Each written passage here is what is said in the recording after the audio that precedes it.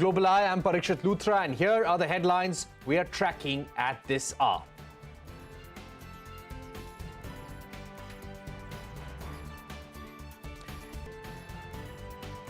In high-profile prisoner exchange, American basketball star Brittany Griner returns to the United States after spending nearly 10 months in a Russian jail. In return, the United States releases convicted Russian arms dealer Victor Bout, who had been held in a U.S. prison for 12 years.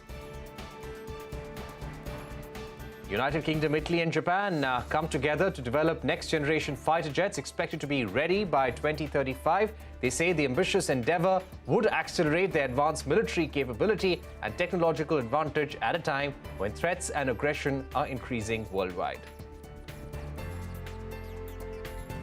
Reports suggest Prime Minister Modi will skip the annual summit with Russia's Vladimir Putin amid increased nuclear threats. This will be the second occasion when the leaders of Russia and India won't meet personally, the first one being in 2020 due to the COVID-19 pandemic. France announces free condoms to people in the 18 to 25 age group. President Macron calls it an attempt to reduce unwanted pregnancies among young people.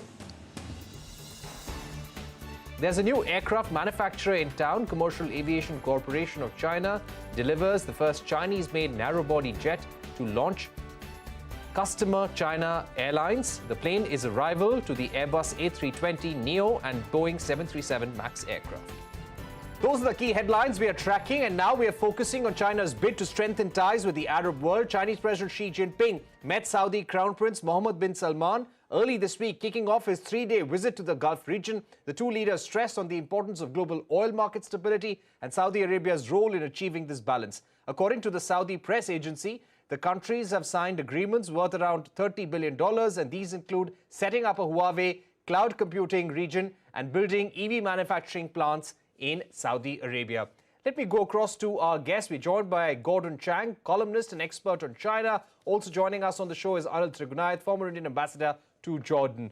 Thank you very much, gentlemen, for joining us. Gordon Chang, this has been described as the largest scale diplomatic activity between China and the Arab world. The significance, according to you? Really, this is the repudiation of ties between the region and the United States that go back basically 90 years. And so we have a monumental shift. And this is, I think, a warning to the Biden administration that they cannot actually humiliate Saudi Arabia, to give it a hard time, and think that there would be no consequences. So, President Biden's July trip to the region and to Saudi Arabia, I mean, there was such a cold reception that he received in really comparison to this visit that Xi Jinping has with all the royal flourishes. This is really a stark contrast. Right. So you're saying that it is a warning to President Biden about growing ties between China and Saudi Arabia. How will this deepen energy ties between China and Saudi Arabia, Ambassador Trigunayat? Well, as Mr. Gordon said, it's absolutely right that Saudi Arabia and the other Gulf countries, as well as the Arab countries, have been also following an Act East policy, consequent to their disenchantment with the way the U.S. security umbrella worked or the U.S. humiliation in certain contexts. We have seen that during the Russia-Ukraine war, during the energy crisis that is happening. But China happens to be their largest oil importer and the largest trading partner. And China, as you know, this is the second visit of President Xi Jinping. He came here in 2016 when he also visited Iran and Egypt. And they formulated a policy which is called Arab Paper, in which they followed the 1+2+3 policy. And the Middle East happens to be one of the key constituents for the Chinese BRI project. And that's what the Vision 2330 of Crown Prince or Prime Minister Salman, as well as that of the Chinese BRI, they are in sync today. And therefore, what is happening is that the Saudi Arabia is also spreading its risk, and it is going where its bread and butter lies. Now, today, China and India happens to be the largest importers of the Middle Eastern oil, and therefore, these countries also have to secure their markets at the same time. And China is doing very much what is trying, the space that is being vacated and the retrenchment that is being perceived by them after the Afghanistan withdrawal of the US that they'll have to also spread their risks across, whether it is Sino-Russian ambit, or whether within the regional rapprochement that they are trying to bring about today. Right. Gordon Chang, what is your sense? This is not just a meeting between Mohammed bin Salman and Xi Jinping. Ahead of this visit, he's met leaders of the Arab world. He's met leaders of Egypt, of Sudan, of Palestine. He's going to be attending a reception of Arab League as well. So what does this outreach really mean? How does this undermine United States' role in the region and all the work they have done over the years? It's interesting that countries in the region generally want robust commercial relations with China. So it's no surprise that the Arab League and the Gulf Cooperation Council countries, want these robust ties. At the same time, they're very concerned about China. And they know that China has robust relations with Iran, and Iran is their enemy. So this is a point where they realize they do need the United States for security, but they sort of take that for granted. And so that's why, for instance, you can see all of this very, very lush welcome for Xi Jinping, because they realize that they can do that and the United States will still be there. But it really is, I think, a warning to the Biden administration, as I said, that they just can't take this relationship for granted anymore. And Biden certainly has. And that's a stark contrast to the Trump administration, which actually tried to work on ties with Riyadh. Ambassador Trigunayat, this is coming at a time when the US and India are cracking down on Chinese companies, Huawei for one. There are investigations going on against so many Chinese companies in India. There has been a crackdown on Chinese apps as well. Relations have always been complicated over the last few years, especially since the incident on the India-China border. Do you feel that China at this stage is looking for greater markets, for greater acceptability of its goods, of its companies? Well, as far as the Middle East is concerned, I think the economic engagement, as far as China is concerned, is pretty robust. But they are going to make it far more intrinsic, bringing about the technological and innovation, as you mentioned about the Huawei. Despite the US concerns, most of the countries in the region have been able to roll out the 5G. And now this cloud computing agreement that has been agreed with the Huawei.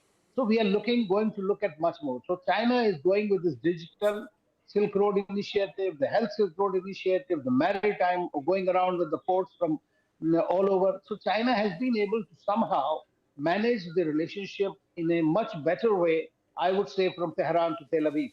Now they are getting projects everywhere. At the same time, what I'm seeing into the region itself, that the region by itself wants to have some kind of a stability. No doubt that there is a problem between Saudi Arabia and Iran. But as we see that there is also an rapprochement, there are also talks that are going on. At the same time, they understand their threats. So can they have a common minimum denominator? So that's something that's very important for India also. Because for India, also the Middle East and the West Asia and the Gulf, especially, is an extremely important region. And so we have to be cautious that there is no instability there at the same time.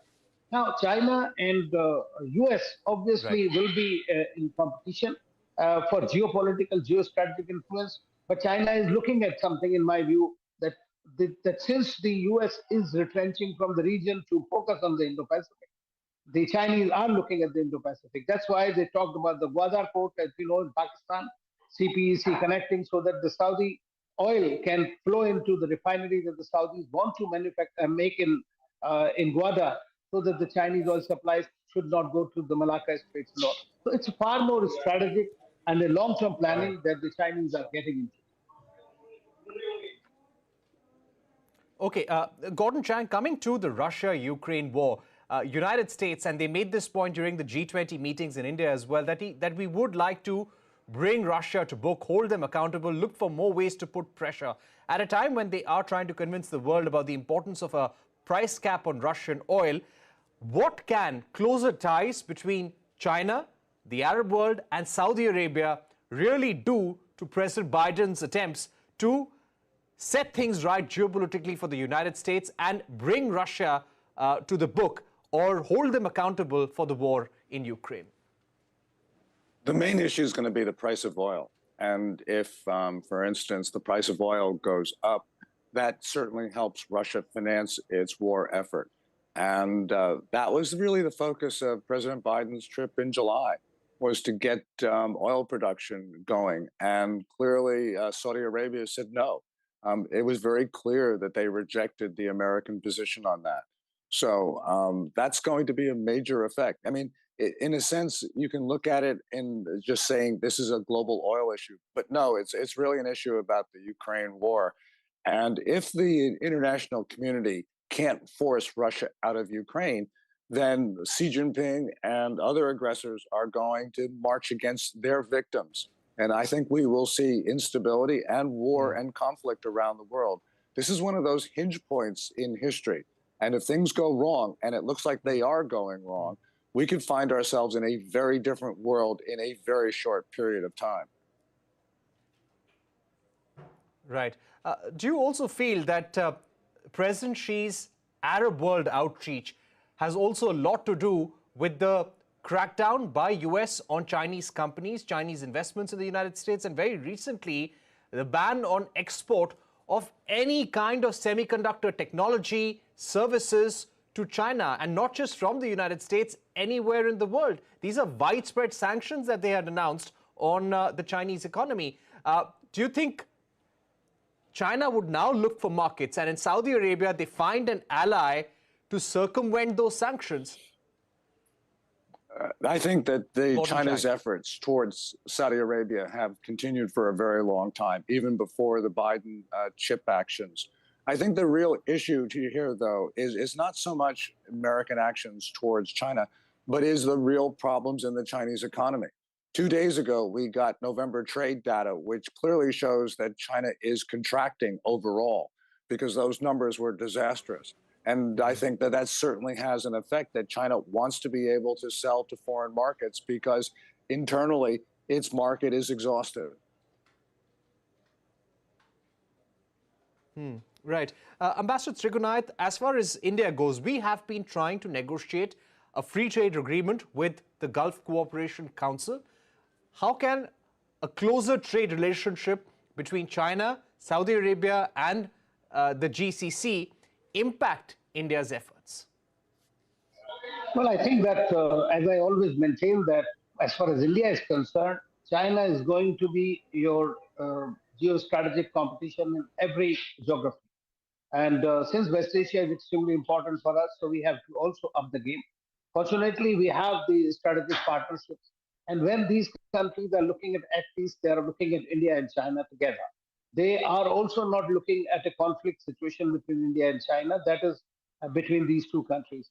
But at the same time, we are going to have this kind of sometime we'll have this kind of a problem that's coming. And that's why you are looking at various different trilaterals, quadrilaterals coming up in the Middle East. And India has done this I2U2 grouping and all. So I think that for India, now that we have these strategic partnerships with nearly all the countries, they appreciate India's concerns, and they do understand the problem between India and China, in which they don't want to be caught up. Like they don't want to be really caught up between the US and China game. So how far they can manage it, that's a different thing. As far as India is concerned, I believe that we need to sit up and look at other opportunities that are there and be fast or agile on the feet. Right. Being agile on the feet is extremely important for India and also for the United States at this juncture when geopolitical tensions are at their peak. Gordon Chang, Ambassador Anil Trigunayat, thank you very much for joining us here on Global Eye, giving your view on the crucial meeting between President Xi and Mohammed bin Salman of Saudi Arabia. We're going to take a short break here, but coming up, concerns over COVID outbreak grow as China eases its draconian